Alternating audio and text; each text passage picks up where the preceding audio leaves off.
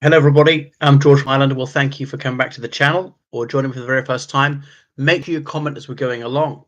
And this is about Jimmy Kimmel, the late night host, and his remarks about the death of Charlie Kirk.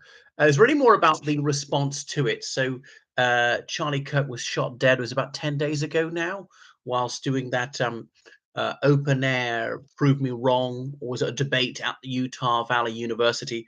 Okay, so shot dead in front of hundreds of people. Someone has been charged with his murder. I don't want to speculate on guilt or innocence. Sub judice.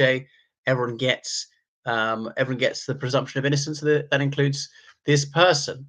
So it was on the 15th of September. Jimmy Kimmel, in his opening monologue, he said that the MAGA gang, that's Make America Great Again, a movement that Charlie Kirk was very prominent in, is desperately trying to characterize this kid who murdered Charlie Kirk as anything other than one of them and doing everything they can to score political points from it. Full stop.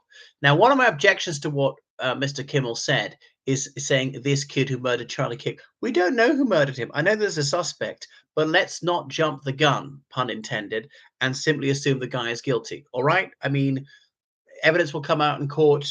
Yeah, so could be guilty, could be innocent. I don't know, and I'm so not going to get into that. But I know the suspect came from a very MAGA family. I didn't really know his views and so on. Um, and I know there's this crackpot theory going around that Israelis were behind it. Now, I mean, I'd accuse the state of Israel of just about every crime known to humanity, but not this murder. It's one of the few ones they didn't do. Why would they kill their own guy who was doing so well for them, and not even manage to pin it on somebody who's hostile to them? And so it goes on. So now the MAGA, I disagree with what Jimmy Kimmel said, but he shouldn't have been taken off air for it. Okay, so yes, he's a comedian. That's all about pushing boundaries. Inappropriacy is humor. You can read Dr. Sigmund Freud on this, and the Professor Extraordinarius closely assessed it and said, sometimes there's just no other way to respond, and it can give you a full description of why something is humorous. Well, Mark Twain said, humor is like a frog. You can dissect it, but it tends to die. So we shan't overanalyze. And then saying that, yeah, Donald Trump, oh, yes, morning, Charlie Kirk, asked, how are you doing? He said, very good. And then building a ballroom. The fourth stage of grief is construction, according to Jimmy Kimmel. All right, so that was his applause line. But it's definitely true that the Republican Party in the United States and various Republican aligned um, influencers, organizations have sought to capitalize on the murder of Mr. Kirk. Not saying they're behind it. I have absolutely no reason to believe that's true. I can't remember who that Republican woman was, interviewed outside the Capitol saying, oh, you own this. The Democrats in general are guilty. That's preposterous. And so the journalist put the very reasonable question to her. How about when a Democratic politician, she was murdered along with her husband, by that rationale, the corollary is that therefore the Republican Party is culpable of her murder. No, no, how dare you try and change the subject about Charlie Kirk? No, no, the general principle is if someone, a politician, is murdered or a political figure, the other side must be responsible, and that's not true. What's sauce for the goose is sauce for the gander. It's bogus to say the Democrats in general are answerable for this. It's bogus also to say that the Republicans in general are somehow even indirectly guilty of the murder of that woman so months ago. This is a country with a lot of violent crime. 30,000 gun deaths a year. 30,000 gun deaths a year. I might do a different video on Charlie Kirk and gun violence. It's a topic I used to talk about a lot about 2017. Got rather bored of it. He said that some gun deaths are worth gun rights. Now he knows whether it's worth it. Okay. Wow. And I do feel sorry for his widow, his little children, and so forth. And had there been sensible gun laws, Charlie Kirk might well still be alive. But of course, we can't possibly have that.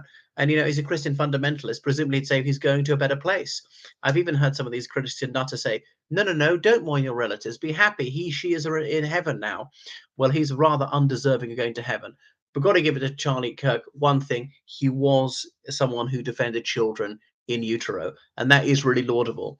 Now, my problem with him, though, is then he associated that with all sorts of pernicious and really reprehensible positions.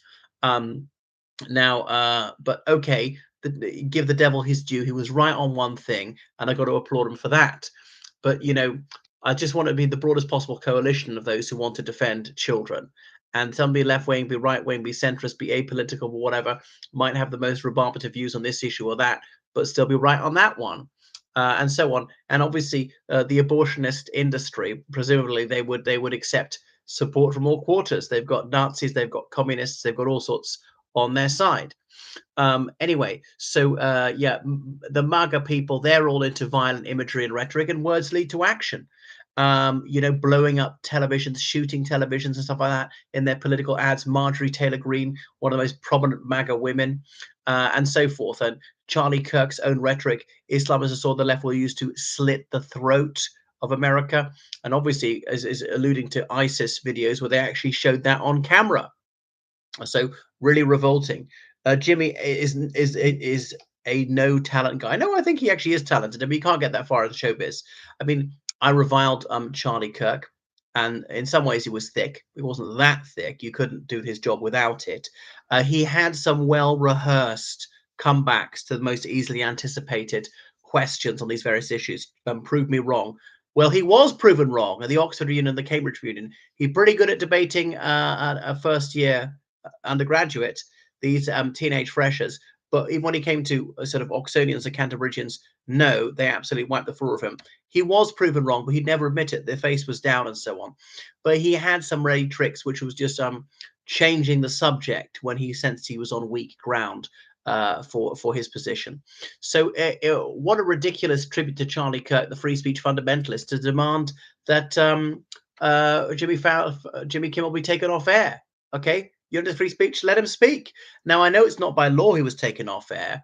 There were lots of complaints, and as the channel did at ABC, partly for commercial reasons, thinking it would be bad for advertising revenue or whatever.